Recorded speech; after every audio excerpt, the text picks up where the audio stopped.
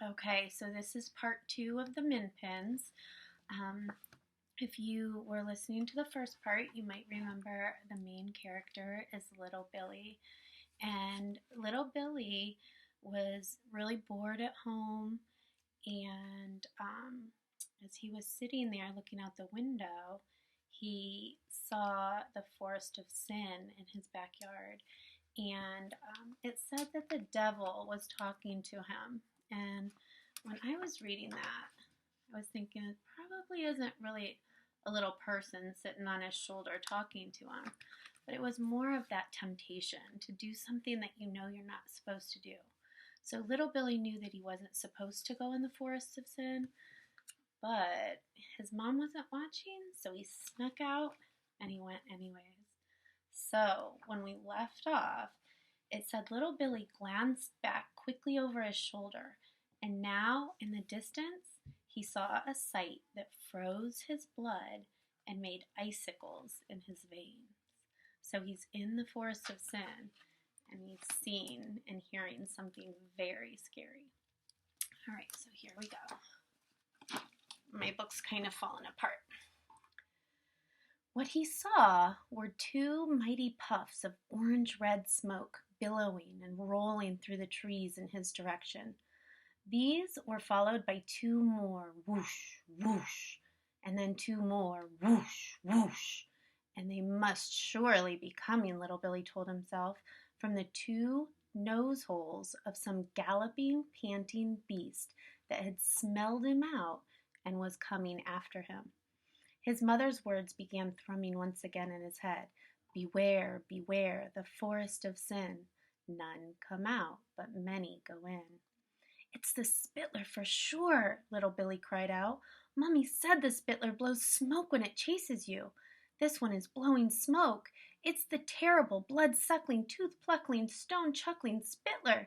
And soon it will catch me up, and I'll be blood-suckled and tooth-pluckled and stone-chuckled and chewed up into tiny pieces. And then the Spittler will spit me out in a cloud of smoke, and that will be the end of me. Little Billy was running with the speed of an arrow, but each time he glanced back over his shoulder, the puffs of red-orange smoky breath had gotten closer. They were so close now he could feel the wind of them on the back of his neck. And the noise, it was deafening in his ears, this fearsome swooshing, whooshing, whiffling, panting noise. Whoom, whoom, it went. Whoom, whoom, whoom, whoom. It was like the noise made by a steam locomotive pulling out from a station. Then suddenly he heard another noise that was somehow more fearsome still. It was the pounding of gigantic, galloping hooves on the floor of the forest. He glanced round again, but the thing, the beast, the monster, whatever it was hidden from his sight by the smoke it shot out of as it galloped forward. The smoky breath was billowing all around him now. He could feel its hotness. Worse still, he could smell its smell. The smell was disgusting. It was the stench that comes from deep inside the tummy of a meat-eating animal. Mommy, he cried out, save me.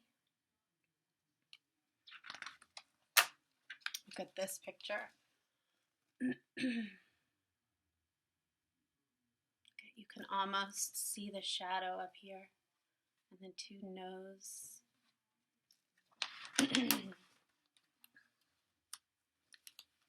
Suddenly, directly in front of him, little Billy saw the trunk of an enormous tree. The tree was different from the others because it had branches hanging down very low. While still running, he made a frantic jump for its lowest branch. He caught it and pulled himself up. Then he grabbed the next branch above his head and pulled himself up again. Then again and again, climbing higher and higher to get away from the terrible snorting, smoke-blowing, smelly-breathed beast down below. He stopped climbing only when he was too exhausted to climb any higher. He looked up, but even now he couldn't see the top of the giant tree. It seemed to go on forever. He looked down. He couldn't see the ground either. He was in a world of green leaves and thick, smooth branches, with no earth or sky in sight. The snorting, smelly smoke glowing beast was miles away down below somewhere. He couldn't even hear it anymore. Little Billy found a comfortable place where two big branches came together, and he sat down to rest. For the moment, at any rate, he was safe.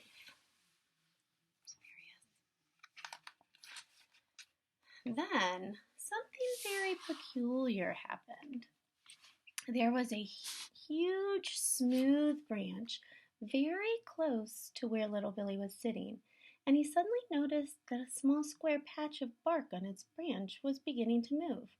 It was a very small patch, about the size of a postage stamp, and the two sides of it seemed to be splitting down the middle and opening slowly outward, like a pair of shutters on some tiny window. Little Billy sat staring at this extraordinary thing, and all at once a strange, uncomfortable feeling came over him.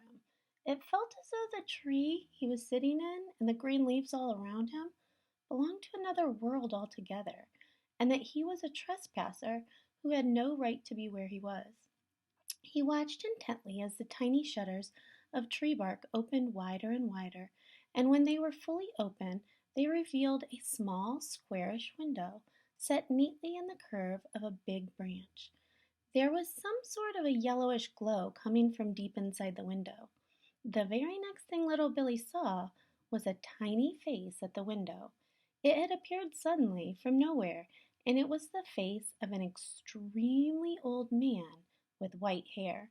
Little Billy could see this clearly, despite the fact that the whole of the tiny man's head was no larger than a pea. This ancient miniature face was staring straight at little Billy with the most severe expression on it. The skin on the face was deeply wrinkled all over, but the eyes were as bright as two stars. Okay. These pictures, there's not a lot of pictures, so... Now, something even more peculiar began to happen. All around him, not only on the huge main trunk of the tree, but also on all the big branches that grew out of it, other tiny windows were opening and tiny faces were peering out. Some of these faces belonged to men, and others were clearly women.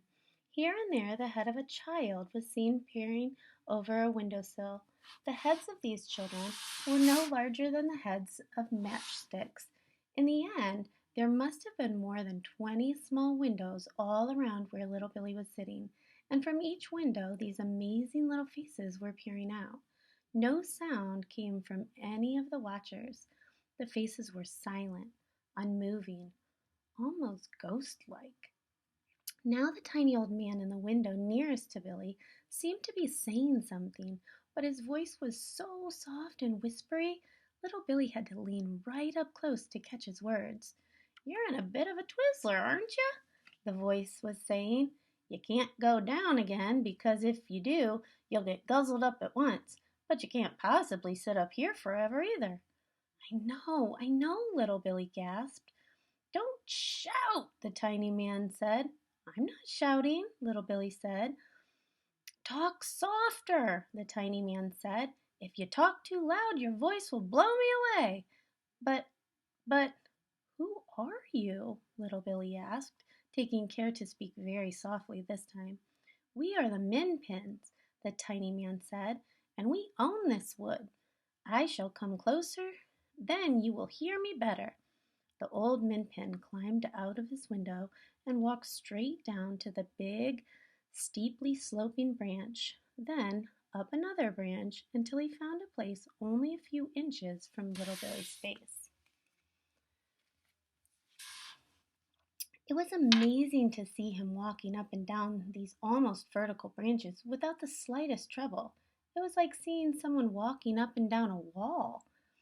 "How on earth do you do that?" little Billy asked. "Suction boots," the Minpin said. "We all wear them. You can't live in trees without suction boots." On his feet he was wearing tiny green boots, rather like miniature wellies. His clothes were curiously old-fashioned, mostly brown and black, the sort of thing people wore 200 or 300 years ago. Suddenly, all the other Minpins, men, women, and children, were climbing out of their windows and making their way towards little Billy. Their suction boots seemed to allow them to walk up and down the steepest branches with the greatest ease, and some were even walking upside down underneath the branches.